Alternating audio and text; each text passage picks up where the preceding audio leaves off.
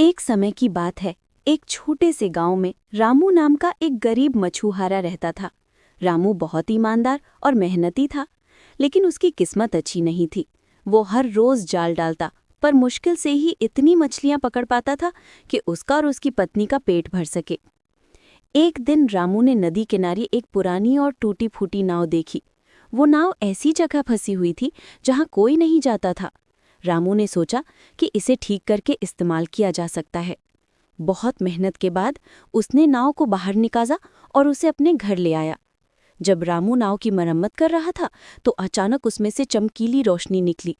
रामू डर गया, पर तभी नाव से एक प्यारी सी आवाज आई। डरो मत रामू, मैं एक जादुई नाव हूँ।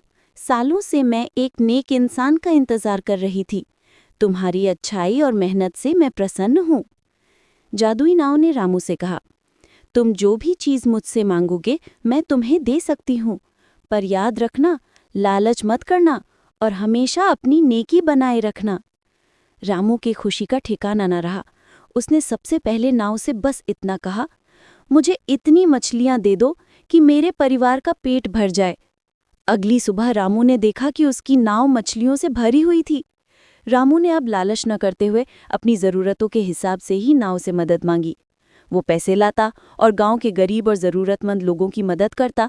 उसने गांव में एक छोटा स्कूल खुलवाया और कुआं खुदवाया। गांव का एक लालची जमींदार था जिसका नाम श्यामू था। श्यामू को जब रामू की जादुई नाव के बारे में पता चला तो उसके मन में लालच आ गया। उसने सोचा कि अगर ये नाव उसके पास आ जाए तो वो दुनिया का सबसे अमीर आदमी बन जाएगा।